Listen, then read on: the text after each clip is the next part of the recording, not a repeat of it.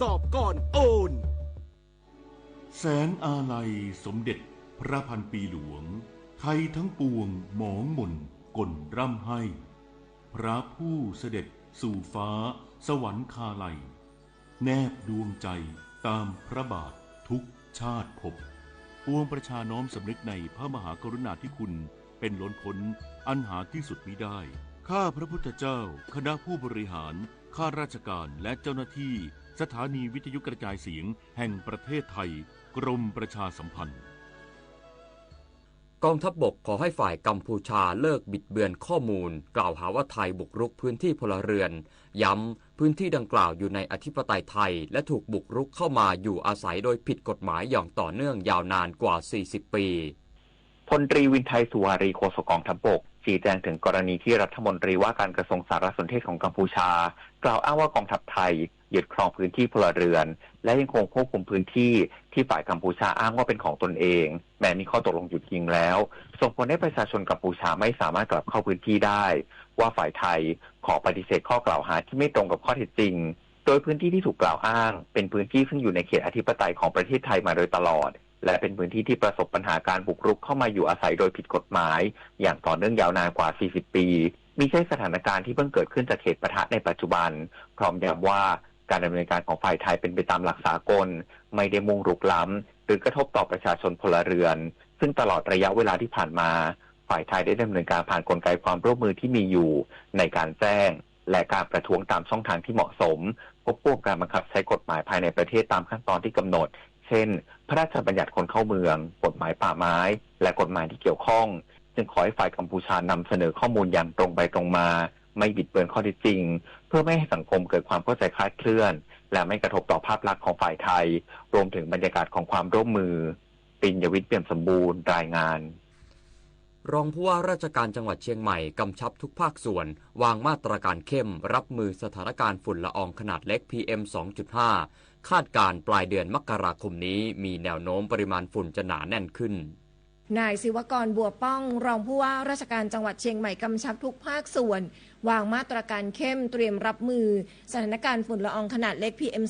2.5 เนื่องจากสถานการณ์ในภาพรวมประเทศขณะนี้ในพื้นที่ภาคกลางโดยเฉพาะกรุงเทพมหานครและปริมณฑลรวมถึงภาคกลางตอนบนเริ่มมีค่าฝุ่นสะสมเพิ่มมากขึ้นจนอยู่ในระดับสีส้มเริ่มส่งผลกระทบต่อสุขภาพประชาชนซึ่งหากยังมีการสะสมของฝุ่นต่อเนื่องและมีทิศทางลมพัดผ่านที่สัมพันธ์จะทำให้ค่าฝุ่นเหล่านี้ค่อยๆเคลื่อนตัวมามีอิทธิพลต่อภาคเหนือตอนล่างภาคเหนือตอนบนและจังหวัดเชียงใหม่เบื้องต้นคาดการณ์ว่าในช่วงปลายเดือนมกราคมนี้จังหวัดเชียงใหม่มีแนวโน้มที่จะมีปริมาณฝุ่นที่หนาแน่นขึ้นและอาจเริ่มส่งผลกระทบต่อสุขภาพประชาชนขอให้ทุกภาคส่วนเร่งสื่อสารประชาสัมพันธ์สถานการณ์ฝุ่นละอองเพื่อให้ประชาชนจะได้เฝ้าระวังและเตรียมการป้องกันตนเองทั้งนี้จังหวัดเชียงใหม่ได้กำหนดจัดกิจกรรม Kick Off ฉีดล้างทำความสะอาดถนนและพื้นที่ต่างๆทั่วทั้งจังหวัดในวันที่19มกราคม2569เพื่อลดปริมาณฝุ่นในอากาศพิมลกันเดชาชัยทีมข่าวสวทเชียงใหม่รายงานสำนักงานสิ่งแวดล้อมและควบคุมมลพิษที่12พบ5จังหวัดค่าฝุ่นละออง PM 2.5 เกินมาตรฐานคุณภาพอากาศเริ่มมีผลกระทบต่อสุขภาพนายสิทธิชัยมุ่งดีผู้อำนวยการสำนักงานสิ่งแวดล้อมและควบคุมมลพิษที่12อุบลราชธานีเปิดเผยถึงสถานการณ์ฝุ่นละออง PM 2.5 ในพื้นที่รับผิดชอบ5จังหวัดภาคตะวันออกเฉียงเหนือได้แก่มุกดาหารยโสธรอำนาจเจริญอุบลราชธานีและศรีสะเกษพบว่าฝุ่นละออง PM 2.5 มีค่าเกินมาตรฐานทำให้คุณภาพอากาศเริ่มมีผลกระทบต่อสุขภาพขอให้ประชาชนทั่วไปใช้หน้ากากป้องกันฝุ่น PM 2.5 เมื่อออกนอกอาคารและจำกัดระยะเวลาการทำกิจกรรมกลางแจ้งส่วนประชาชนกลุ่มเสี่ยงใช้หน้ากากป้องกันฝุ่น PM 2.5 เมื่อออกนอกอาคารหลีกเลี่ยงกิจกรรมกลางแจ้งปฏิบัติตามคำแนะนำของแพทย์และหากมีอาการผิดปกติให้รีบปรึกษาแพทย์ดังนั้นเพื่อลดฝุ่น PM 2.5 เน้นการรู้ลดเลี่ยงโดยการลดแหล่งกำเนิดเช่นงดเผาในที่โล่งลดการใช้รถส่วนตัวควบคุมโรงงานพร้อมทั้งเพิ่มพื้นที่สีเขียวป้องกันตนเองด้วยการสวมใส่หน้ากาก N95 เช็คค่าฝุ่นอยู่ในอาคารและทำความสะอาดบ้านให้ถูกวิธีเพื่อลดความเสี่ยงต่อสุขภาพและสร้างความร่วมมือจากทุกภาคส่วนกรกฎภูมิสวท.อุบลราชธานีรายงาน จบข่าวชลธรจัญญาอ่านรับฟังข่าวครั้งต่อไปเวลา 11 นาฬิกาครับติดตามข่าวที่นำเสนอไปแล้วได้ที่ www.thainews.prd.go.th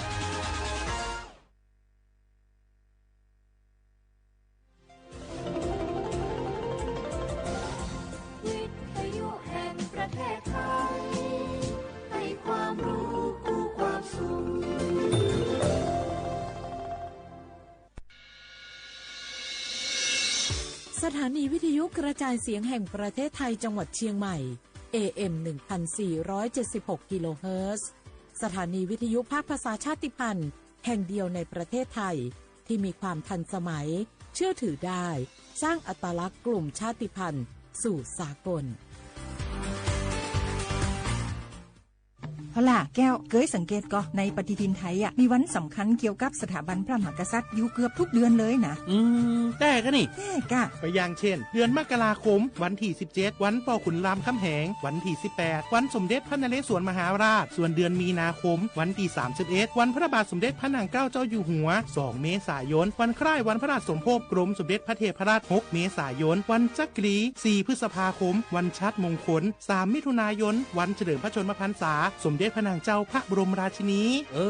ใช่วันที่28กรกฎาคมวันเฉลิมพระชนมพรรษาพระบาทสมเด็จพระเจ้าอยู่หัววันที่12สิงหาคมกับวันแม่แห่งชาติ24กันยายนวันมหิดลนี่เดือนตุลาคมก็มีวันสำคัญก็คือ13ตุลาวันคล้ายวันสวรรคตของในหลวงรัชกาลที่9วันที่21ตุลาวันคล้ายวันพระราชสมภพสมเด็จย่าและก็23ตุลาก็เป็นวันปิยมหาราชวันที่14พฤศจิกายนวันพระบิดาแห่งฝนหลวง25พฤศจิกายนวันวชิราวุธและก็วันสำคัญในเดือนธันวาคมคือวันที่5วันป่อแห่งชาติครับสังคมไทยเฮาให้ความสำคัญกับวันเหล่านี้คนไทยฮักและก็เทิดทูนสถาบันพระมหากษัตริย์เพราะสถาบันพระมหากษัตริย์อยู่คู่กับคนไทยมาอย่างยาวนานปรารถนาดีจากสำนักงานประชาสัมพันธ์ที่3กรมประชาสัมพันธ์ค่ะ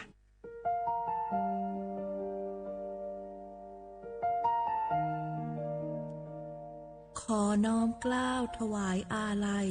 สมเด็จพระพันปีหลวงพระแม่แห่งแผ่นดินผู้ทรงเมตตาเหนือเกล้า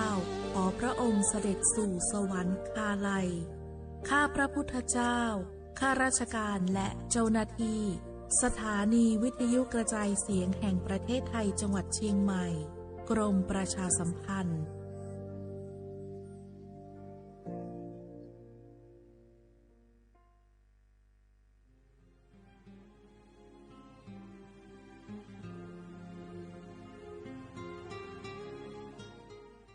This is a moment of profound grief for the Kingdom of Thailand. The collective voices of Radio Thailand Chiang Mai, join the Thai nation in mourning the passing of our beloved Queen Martha, Her Majesty Queen Sirikit. Her life was a testament to the unwavering service, grace, and deep love for the Thai people. Our humble condolences and thoughts are with His Majesty the King, the royal family,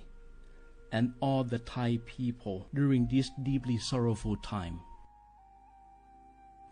We will remember her forever.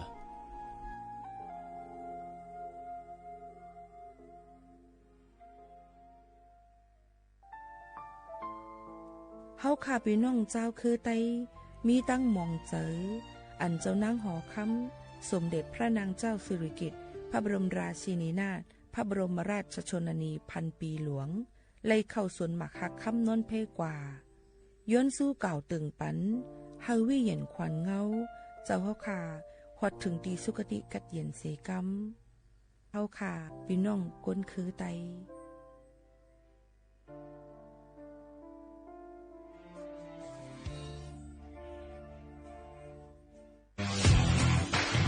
รัฐบาลไทยประกาศสงครามสแกมเมอร์รัฐบาลจึงได้ประกาศสงครามกับสแกมเมอร์ในฐานะที่สแกมเมอร์เป็นวาระแห่งชาติและในวันนี้ผมก็ได้ใช้โอกาสนี้มารายงานความคืบหน้าและเน้นย้ำถึงสิ่งที่เราต้องร่วมกันทำต่อไปรัฐบาลได้จัดตั้งคณะกรรมการอำนวยการป้องกันและปราบปรามอาชญากรรมทางเทคโนโลยีขึ้นมาโดยมีผมเป็นประธานด้วยตนเองเพื่อให้ทุกหน่วยงานทำงานไปในทิศทางเดียวกันเราได้มีการลงนามบันทึกความเข้าใจ ระหว่าง 15 หน่วยงานหลักทั้งภาครัฐและภาคเอกชนตลอดจนสถาบันการเงินเพื่ออุดช่องโหว่ทางการเงินและตัดเส้นทางเงินของกระบวนการอาชญากรรมเหล่านี้ให้สิ้นซากรวมพลังคนไทยต้านภัยสแปมเมอร์นายอนุทินชาญวีรกูลนายกรัฐมนตรี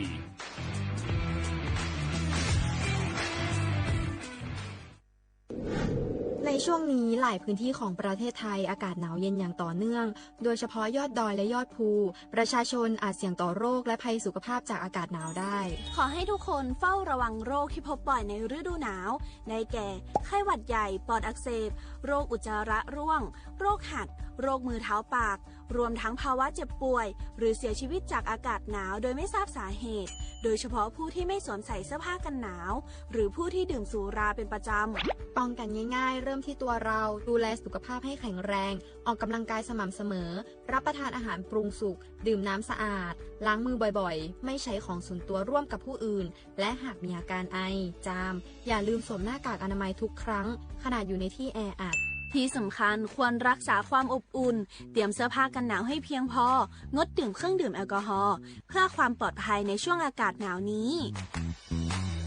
ดูแลสุขภาพให้แข็งแรงตลอดช่วงฤดูหนาวนี้กันด้วยนะคะด้วยความปรารถนาดีจากสำนักงานประชาสัมพันธ์ที่ 3 กรมประชาสัมพันธ์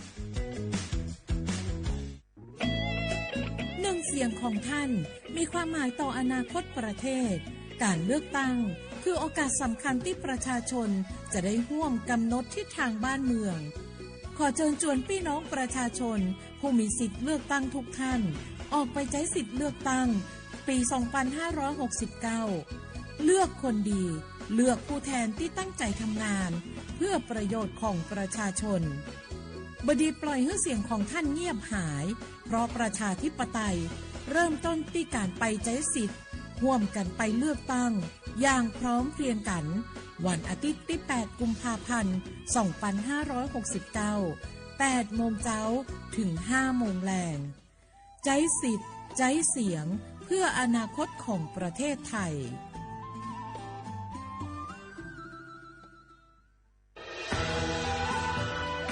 จากศาลากลางจังหวัดน่านหลังเก่าพัฒนาสู่การเป็นศูนย์การเรียนรู้นันทศิษย์ปาคารโดยมูลนิธิรักป่าน่าน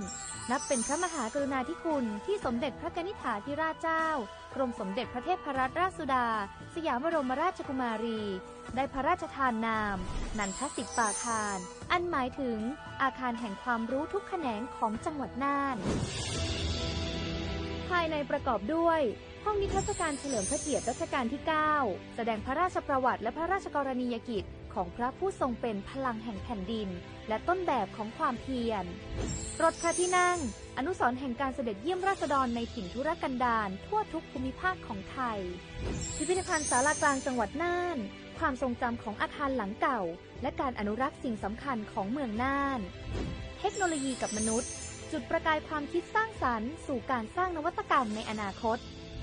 น่านซิมูเลชันแนวทางจัดการขยะที่ยั่งยืนเพื่อตระหนักถึงผลกระทบต่อสังคมเศรษฐกิจและสิ่งแวดล้อมห้องสมบัติน่านย้อนรอยสู่อดีตและความรุ่งเรืองของนครน่านผ่านเงินตราเครื่องเงินและผ้าทองเปิดให้เข้าชมฟรีไม่มีค่าใช้จ่ายตั้งแต่เวลา 9 นาฬิกาถึง 17 นาฬิกาหยุดทุกวันจันทร์และวันนักขัตฤกษ์มาร่วมอนุรักษ์สืบสานสร้างสรรค์ศิลปะวัฒนธรรมและวิทยาศาสตร์ของเมืองน่านคุณค่าที่น่าภาคภูมิใจ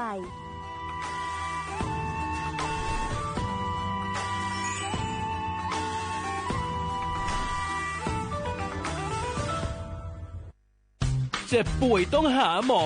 แต่ไม่รู้ว่ามีสิทธิ์รักษาพยาบาลอะไรใช้ได้ที่ไหนวันนี้ตรวจสอบสิทธิรักษาพยาบาลด้วยตัวเองง่ายๆเพียงแค่เตรียมเลขบัตรประชาชน13หลักแอดไลน์ Official ของสปสช.ค้นหา @NHSO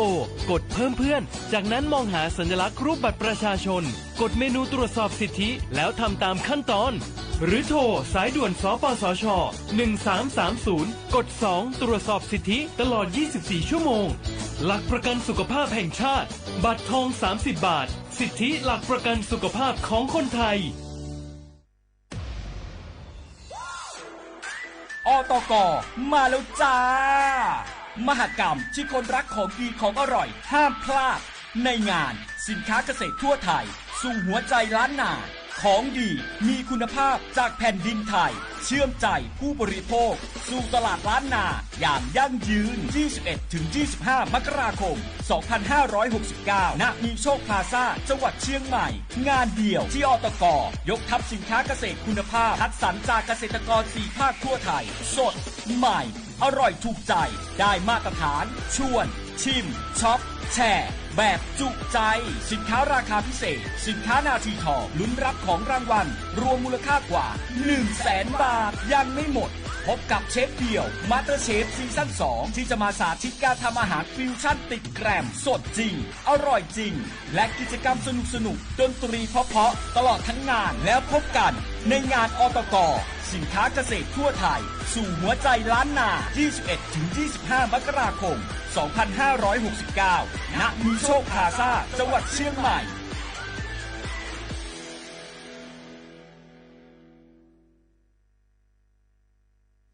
พี่น้องเขาสนใจใครปืนเผาผ่านตั้งห้องเปิดเสียงสวทเก้งใหม่ปั่นตั้งหู้ห่มปลาดังมีดังซื้อถ่อมแจ้งแล้งหลีกว่าไก่ในปืนตีเจดอนเก้งใหม่กับสืบมาเลยดี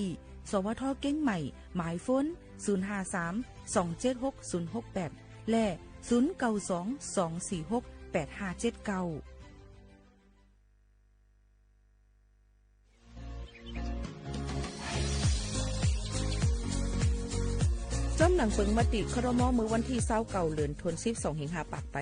67เฮาฮิปเน็ตแกลิดปัญหาสถานะและสัญชาติคนอันอยู่ดังเมืองจึงไทยจอมาตรา17นั่น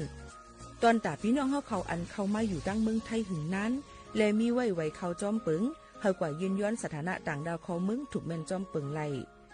ตอนตาลูกอ่อนอันเกิดตั้งเมืองจึงไทยมีอำนั้นก็แม่มีไว้ทะเบียนประวัติบุคคลไม่มีสถานะทางทะเบียนอำนั้นไว้10 ปีถูกแม่นยาวในจึงเฮากว่ายืนย้อนสัญชาติไทยจอมหนังมาตรา7ทวิไล่พออยู่ตั้งกรุงเทพมหานครกว่ายืนไล่ที่สำนักบริหารการทะเบียนกรมการปกครองพออยู่ตั้งต่าง7วันในจึงกว่ายืนไล่จอมหนังวัดไว้อันเปิ้นออกปันเฮาคานั่นเข้าย้ำเหตุการณ์จอมหนังหลวงปองจึงต่อพอถึงวันที่29เดือน62สิงหาคมไป69ค่ะ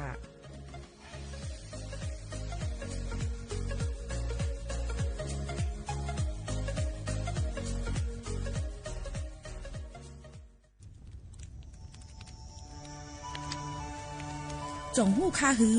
ก้อนโมก้อนไฟอันเผาอยู่ตีกลางป่างนั่นอ่ำเลยหายกว่าตั้งเลยมันเตเป็นฝุ่น PM 2.5 สีขึ้นมาเฮ็ดให้ป้ายอยู่ลีเฮาคาขึ้นในคาออลองรถย่อมปัญหาจังไหนในอ่ำหยาบค่ะเงื่องแวอ่ำเผายุกยักเหมือไม่ต้นเยอต้นเข้ากับในให้ในสวนเฮาเปลี่ยนมากองไว้จ้อมกันเสเฮ็ดเป็นฝุ่นสภาวะอ่ำนั้นแจกแผ่ยุกยักมันปอดถูกเมียนอีกป้าดังโฮมมือกันฟังด้วยไฟไหม้ป่าเถินเฮาคาถูกดีไลผูกต้นไม้น้ำเพิ่มปันปืนตีสีเขียวเฮ็ดเฮาจันล้มเสียนใส่ตาเฮากูก็เลยตั้งมุงมองเฮาลีเสฐานหน้ากอกับสืบปืนเผาตี3กรมประชาสัมพันธ์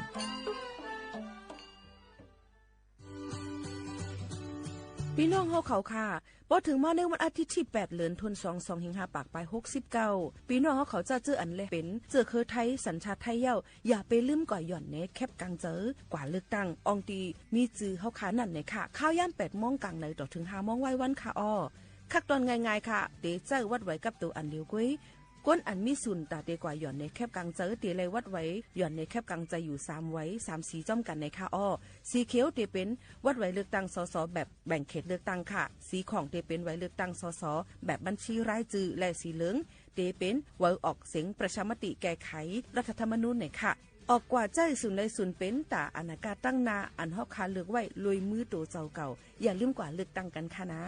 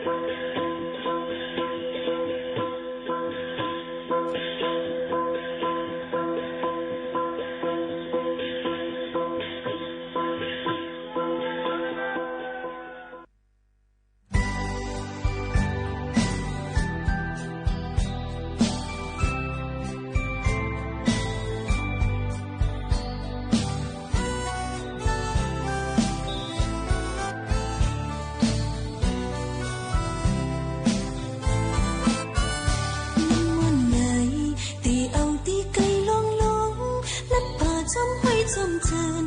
มันเก็มตื้อหางลีนาลอยไกลยาวสูงหน้าใสลอยยาว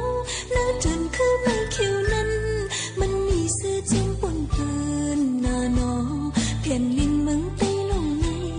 อยู่ลีกัดเยี่ยมเจอหน้าไต้อยู่เศร้าในจอมเกินไ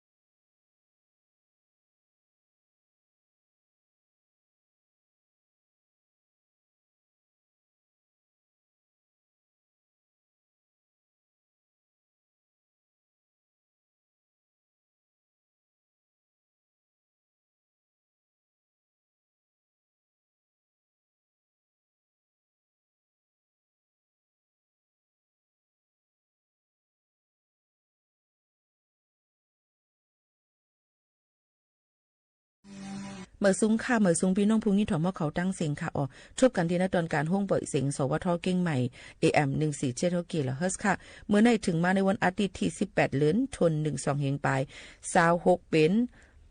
วันเหลินกำรับในค่ะวันเมื่อในเสียอยู่จอมเขาหมูขาวโน้นเป็นอ้อยก่อไอสีพี่น้องเขาเมื่อในเป็นวันศิลวันธรรมธรรมจราก็เตมาฝากตอนจนถึงพี่น้องเขาแค้นดอกเบิ้งมุมมองใหญ่นำเสกำค่ะอ่อนกันหรือใส่กันก่อน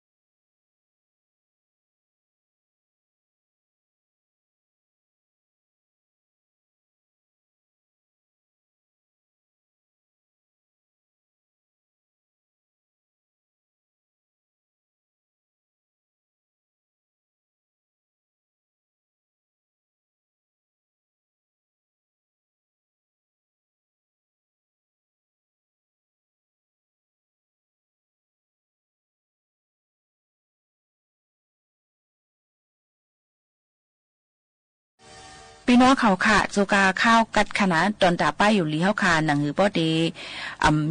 ยุบย้อมเลยแห้งกำขำตัวเฮาค่ะเตลีนั่นในข้าวกัดเตเลยกินปันตั้งกินอาหารละแหลกย่อยให้มันบ่เต็มเมื่อหนังเนื้อนมไข่ปลาผักเยอะนางเคียวในค่ะโหปึกเลี้ยงโหปึกขาวถึงจะในกอลีนะคะยอก็อันที่มาเพิ่มเติมให้ไรแห้งกำขำเฮาค่ะนั้นมันเต็มทนอำเป็นตั้งเป็นอีสังในให้เลิกกินคณะยอก็ข้าวกัดกำน้ำก้นอันทรงเกี่ยวกินน้ำเหล้าสุรากอลีนะคะหลุดเลี้ยนยากอลีนะคะเพราะว่าพอกินเหล้านั่นมันติเฮ็ดให้เฮากัดในถึงอย่าไปว่นว่าจังนั้นก็เปือว่าก้นตายเลยกินน้ำเหล้าสุราเลยว่าแกลิดปัญหาว่ามันกัดแลมันเต็มไม่มาอันว่านั้นเจอยันเปือว่าตั้งในเต็มไม่สิเฮ็ดเธอทัดในตัวในใจเขามีแห้งกำขำลีสิแลถึงอาศักสายใจก็เลยเหมือนกันก็ให้เงื้อไว้ลองกินน้ำเหล้าสุรากันจ้อมหน่อยค่ะนะฝากไว้ปันพี่น้องเขาหนังหือป้อได้อายุยาวยืนห่างหลีกึกปื้นกันกว่านั่นหน่อยค่ะ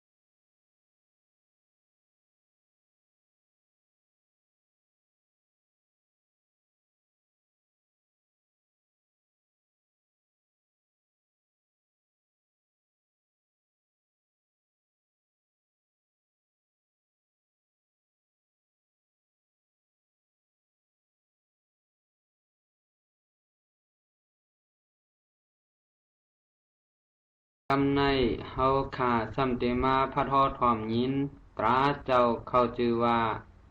ลิกสุกตะสุวรรณโวแกงลิกสุกตะสุวรรณโวแกงว่าในติคาโอนะโมตัสสะภะคะวะโตอะระหะโตสัมมาสัมพุทธัสสะติสรณัมอหัมวุนตามิสัพพตาสาธุสาธุสาธุนายเลลายสัมสุขตานิปานวลัมยัตถวาธรรมาตลาพอจอมเชี่ยงไอกังวันหลังจาติเตเฮ็ดมาลอดมังกุนกบันโลพาตอสามว่าเห็นเขียนตายเปลี่ยนเมียวอันเมียนเขี้ยวหัดถึงมาขายามอันนิจจามรณะตึดหลากเอากว่าคนนางเฮาได้เห็นเมื่อก่อพอตายเย้าตั้งเลยกว่าคืออากุโสตั้งหนึ่งภาษาหังมันเฮาเฮ็ดหลีก่อกุโสกรรมตั้งหลีตะกันจุงจันไปมือสามที่นั้นลงจางเตียว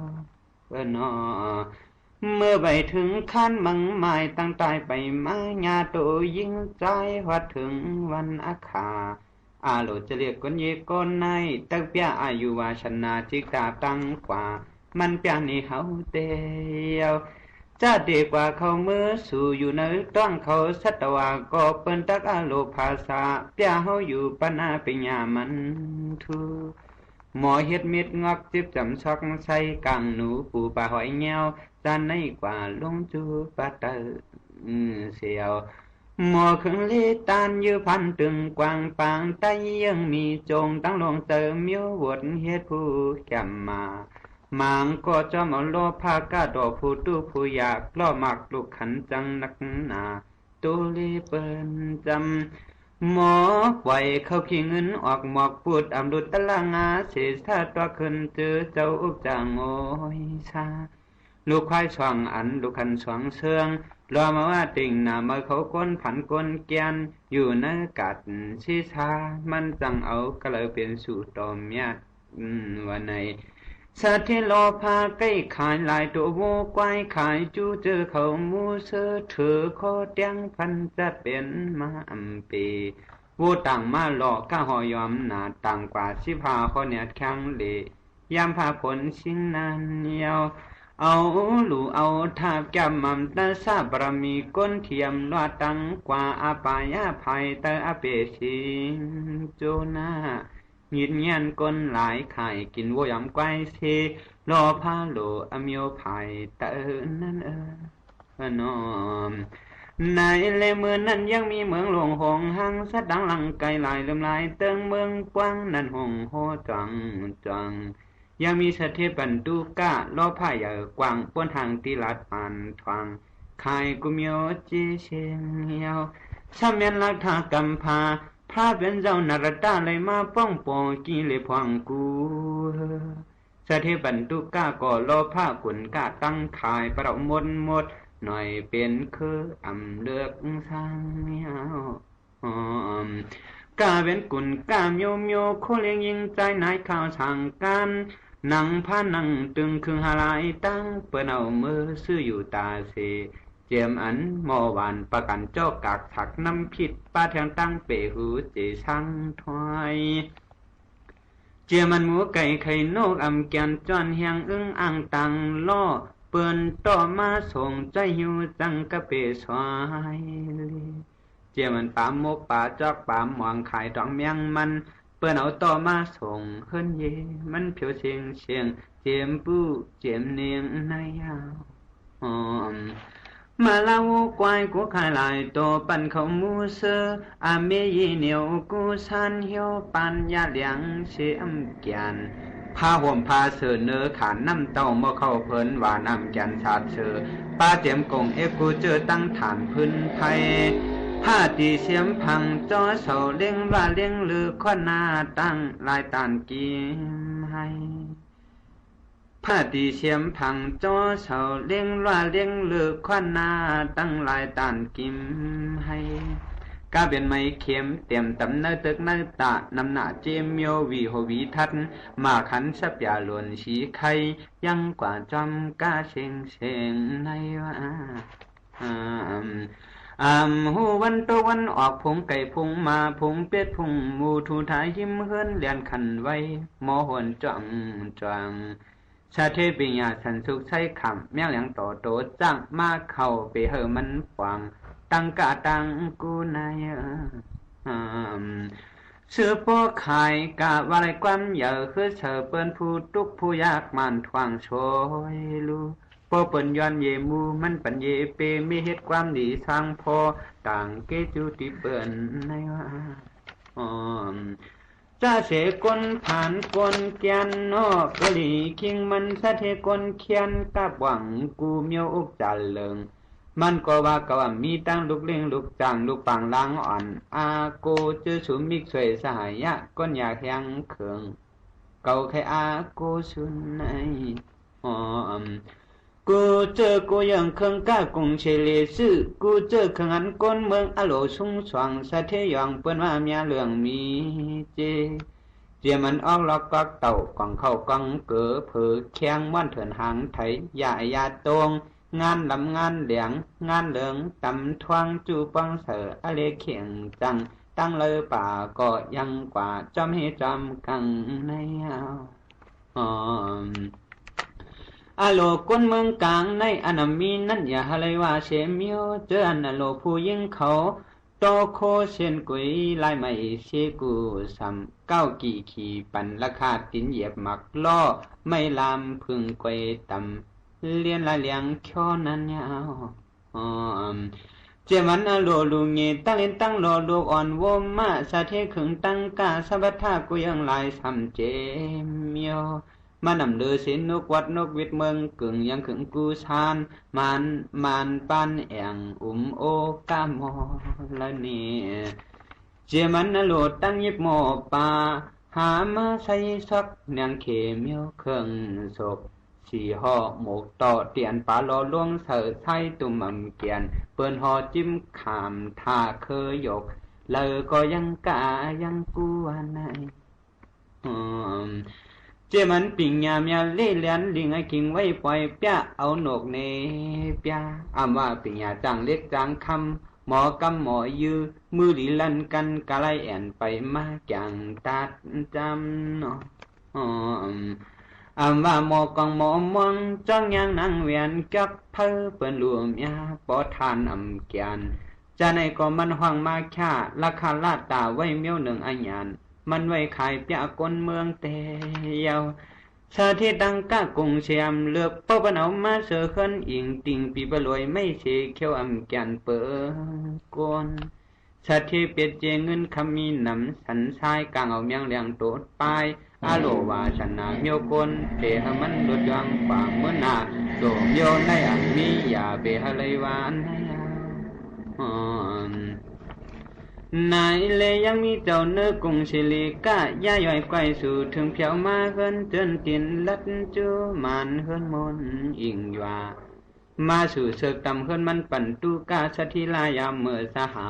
เป็นกอจุนกองกันยาวเจียมก่อนอ่อนเก่าเขาเป็นเจ้าเนื้อเถือปัดเนื้อกัดเมื่ออาคาเชซาสองก้นสามก้นอ่อนกันมาจูคิงมันสะเทกุลงตูนว่าขะไลอยู่ในมุกโชลิงมาลัดความยอมความจูคิงมันสะเทไลหันนาก้นก้าขันมาอ่อนแลยินข่าวพอเลี้ยงปันตูก้ากุนก้าเจจงไว้กูยังเจมก่อนยินสตังแกเฮาขับพอไลเพียวมายาวอะไรไม่ยันมิกสวยปอกพอซื้อต่อขายต่อเมียตาเสือลิหลอนยาการข้าวสกีเมืองไก่ไหลหินสายเสียงสตังคางมอไปมาหันหวบหนากำในเลยมาเขาเห็นมิกสวยพอกินเขาสุ่งเมตตาเจ้าเฮาขายายามนั้นสะเทงินจมยันลมหัวจะลังเลือนเอินอันเมียวดูกูขายเมื่อวันนั้นกาโลสะเทก่อจมหนาสะเทก่อจมหนาอาปากโคเงียนเตืออกำเขาผู้แข็งเมียวตันตะโจหันเขียวงงยาวมันยาวสะเทกวานกานังอโลชันตาสู่เจ้าโอสกิกลกาคาไลเฮาคาเจจุงเจ้าอโลมีเจโลเล็กโลใหญ่เจ้าโวเจ็มควายจ้างไปตึงกวางเยิงยีมีน้ำขวางเฮิรนยีกุตีก้อยกาสางสีอันลอดในนอยามนั้นเจ้าเนื้อมุกโชลงตัวผงวัวผงหมูผงเป็ดฝัดเนื้อควักคนเชแม่สื่อซ้ำหาเจ้าเนื้อเล่เลือกว่าเกี่ยววัวหนุ่มโตสื่อเจ้ามีลูกโตหนึ่งมัดแหลงลามเสาคือวัวมีแหลงแกงจำนั้น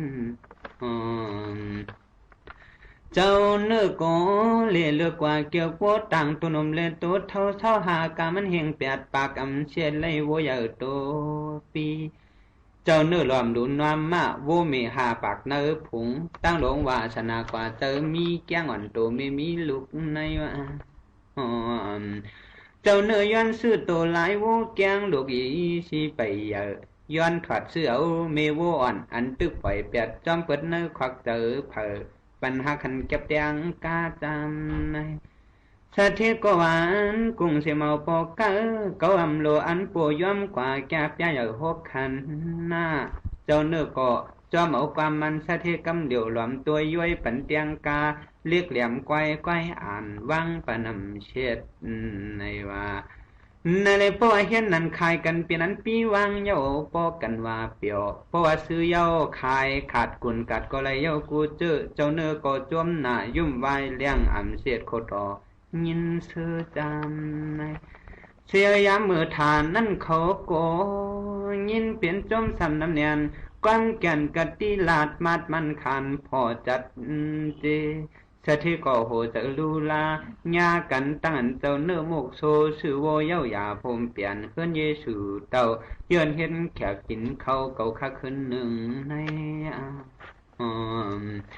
เมื่อนาทาไปสู่เจ้ากนซื้อกนขายโอซากิอาโลมีเปืองสั่งขึ้นมาหวานเฮือนเยปอหลวเก่าข้าอ่ำกว่าปองหนึ่งก็ปองหนึ่งตั้งอันสู่เจ้าอยู่สั่งเยอะเลยมือโคต้องนาเก่าข้าเสกำนาเจ้าเนื้อก็ฟอสะพอยี่ตูอยู่เสก็ยตีก็เตลว่าเจออาโลถึงกันไหนปากว่าปอเลี้ยงสะเทเฮาขามือเสกำขามือเสกำขาลำนี้นอสะพอเหอปอเมียงผู้หันตี ที่อยู่ตันทางกันขานอน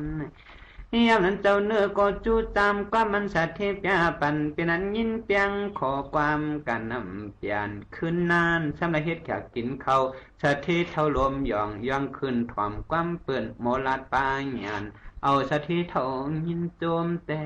ยาวนั่นเลยเมื่อนั้นเพราะว่าถึงขิงสลิงวันวายตั้งภายวมาอาจจะไกวสื่อให้ยิงหวักจมสันคืนมาหากินกิ่งแหลมปวงแขมปวงเราเมื่อเฮาโจกันอุดคู่ปยาคืนห้างกันเข้ามาเปลี่ยนหาควักเงี้ยวนี่ในเลยเมื่อนั้นเจออันสะเทขายบันว่ามีมูเสือคือคนน้ำตาย้อยเนื้อของโอแกลาดต่อปากว่าก็เมื่อในก็ยาวเขาเลยอยู่มนกันการเนื้อขวากเมื่อพวกจะเฮาซ้ำเตะเกี่ยวหิงเอาหวักเฮาไว้ขอหลืบจำเปิ่นเจ้าเนื้อกู้ต่อขายเฮายาวนะจามสื่อวนนมเลตัวเท่าก็เฮาขาตังเสียง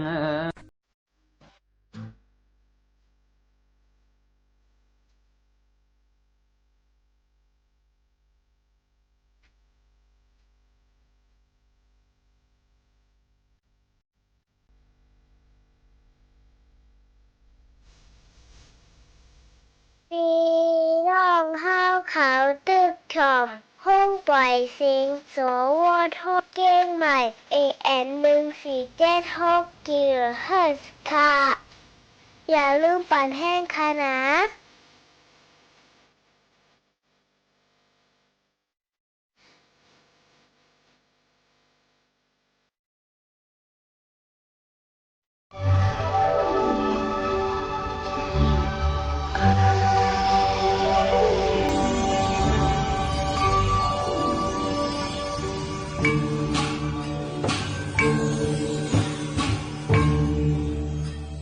นะโม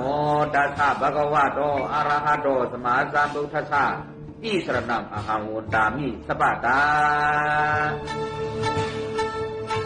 ตราตังหีกุมันจีปันคิงเอาตังโมกังยานตาผันตังเวหลังหอเฮิรนควยอยู่สุขเสลไล่หลอดพีอันตาตังอิงหลังยาโคเลยหอตราโตเอาหลอดพัดพาดอันตรีตั้งเสียงกังกัดเยียวนาอาซาปาลิโตเพราะว่าเอาตีรีนาโมอนันตโกติกปอทัพพิญญูตาญาณังสิงตาที่สิงโตตปะเทวายาสิงกโมดอมนโตมโนหารอสิงโตสิงตานามสิงตาที่สิงโตโอกาตาโลกัมสิงตาที่สิงโตสิงคาราโลกัมสิงตาที่สิงโตนามารูปัมสิงตาที่สิงโตกุตลัมมากุตรัมมาเปียกตังสิงตาที่สิงโตทุกขมทุกขมมาทุกขมมาทุกขมสิงตาที่สิงโตสิกรรมเจตาติกรรมรูปัมนิปนัมสิงนาติสิงโตเมกะกุกลัมพรัมสิงนาติสิงโตสานัมสานังกรรมสิงนาติสิงโต